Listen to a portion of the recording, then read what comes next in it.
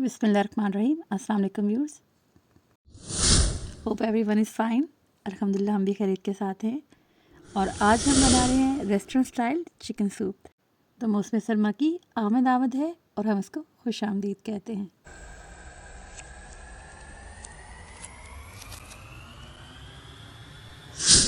ये soup innovative भी है और इसमें हम एक सीक्रेट ट्रिक का इस्तेमाल करेंगे जो कि रेस्टोरेंट में इस्तेमाल की जाती है। तो वीडियो का एंड तक देखें। वीडियो अच्छी लगे तो लाइक करें, शेयर करें, सब्सक्राइब करें।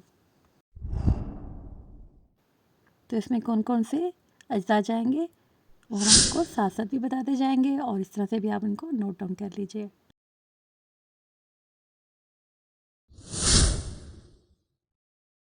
मैं यहाँ आपको रेकमेंड करूँगी कि जब भी आप सूप बनाएं तो विद बोन्स आप चिकन लें और इस तरह के पार्ट्स लें, जैसे ये गर्दन हो गई और इसमें जो हड्डियों वाला हिस्सा होता है।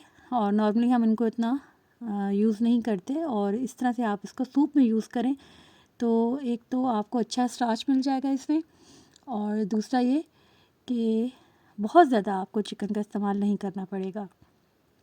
और जी यूँ हम साथ में फोम को रिमूव करेंगे और मैं इसी टाइम पे ये तमाम वेजिटेबल्स डाल रही हूँ। अगर आप इसमें क्रंच पसंद करते हैं तो आफ्टर चिकन, जब आप चिकन बॉईल कर चुके हैं तो फिर डालें। अदरवाइज़ अगर आप चाहते हैं कि बच्चों को इसकी मुकम्मल ग़िज़ाइयत मिले और बच्चे वैसे जो सब्ज़ी वगैरह वो साइड पे कर देते हैं, तो और हत्ता के बड़े भी, तो आप इनको स्टार्ट में ही इसके साथ ही ऐड कर दें। अच्छा, लहसुन की ग़िज़ाइयत के हवाले से ये एक पूरा मैंने लहसुन का जवा लिया है जिसको विद इसकी पील्स के ऐड करूँगी और सिर्फ इसको प्रेस किया हुआ है।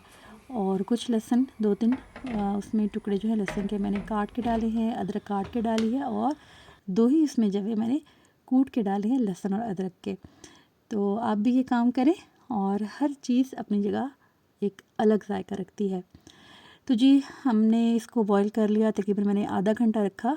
आप बहुत कम वक्त के लिए भी रख सकते हैं अगर आप इन चीज़ों में क्रंच पसंद करते हैं, लेकिन अगर आप ज़्यादा टाइम के लिए इसको प्रेशर लगाएंगे तो इससे ये होगा कि आपके पास ज़्यादा इसमें स्टार्च में जायका ज़्यादा आएगा और बहुत हर चीज़ अच्छे से मैश हो जाएगी। अच्छा जी, हम यहाँ पे बोन्स को स्पेयर कर देंगे। इसी तरह हमने जो लहसुन जो छिलकों के समेत हमने ऐड किया था उसे भी हम प्रेस करके निकाल लेंगे और जितने भी इस तरह से हमने जो इंग्रेडिएंट्स डाले थे वो उनको सेपरेट कर लेंगे और सब्जियों को हम ऐड कर लेंगे और चिकन को श्रेड कर लेंगे। और ये जी एक तरीक़ाकार है, इस तरह से आप इसमें इन चीज़ों को ऐड करें। मैंने अभी सॉल्ट ऐड किया है और यहाँ पे मैंने सॉल्ट मैंने पहले भी ऐड किया था और हल्दी ऐड की थी। और जो गरम मसाले में जो चीज़ें हैं मैंने आपको बताई हैं, उसमें लौंग और मोटी इलायची शामिल थी और 2-3 टुकड़े अदरक और 2-3 टुकड़े दालचीनी के। तो ये हमने पहले स्टार्ट में ऐड कर दिया था। अब दोबारा से हम सॉल्ट ऐड करेंगे और यहाँ पे चिली सॉस और soya sauce, black pepper, white paper मैंने यहाँ पे मिक्स करके रख दिया है। और जी मैं यहाँ पे विनेगर ऐड नहीं कर रही, वैसे इसमें विनेगर जाएगा क्योंकि हमारे यहाँ इसका इतना टेस्ट पसंद नहीं किया जाता, तीखा होता है। तो जी ये है वो सीक्रेट ट्रिक, यकीन आप इसे अपनाएंगे तो आपको बहुत ही बिल्कुल रेस्टोरेंट स्टाइल का जायका आएगा। और दूसरी बात, जब आप देखते हैं बहुत ही कम चिकन इस्तेमाल की जाती है लेकिन वो भरी भरी और फूली फूली लगती है, उसका यही ट्रिक है।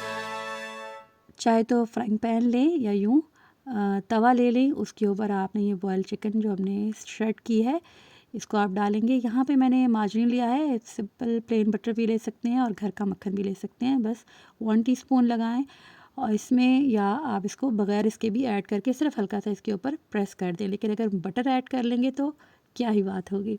तो आप इसको इस तरह से 2-4 मिनट के लिए इसके ऊपर इसकी भुनाई करेंगे।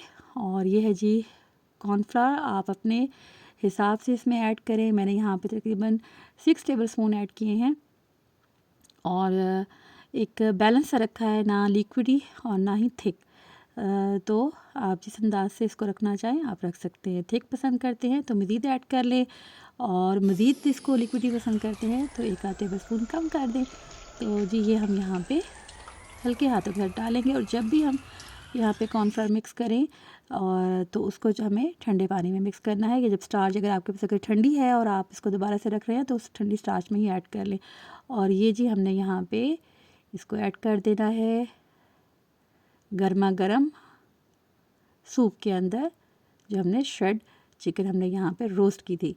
तो अब आप देखेंगे कि ये बिल्कुल इससे भरा भरा सा हमारा बाउल हो जाएगा और ये है वो वेजीज़ जो अच्छी तरह से इसमें बॉयल होके अपना इसके अंदर जायका शामिल कर चुकी हैं और अब ये मज़ीद मैश हो चुकी हैं। अगर आप क्रंची पसंद करते हैं तो बस थोड़ी देर के लिए इसको बॉयल करें और एट द एंड ही शामिल करें।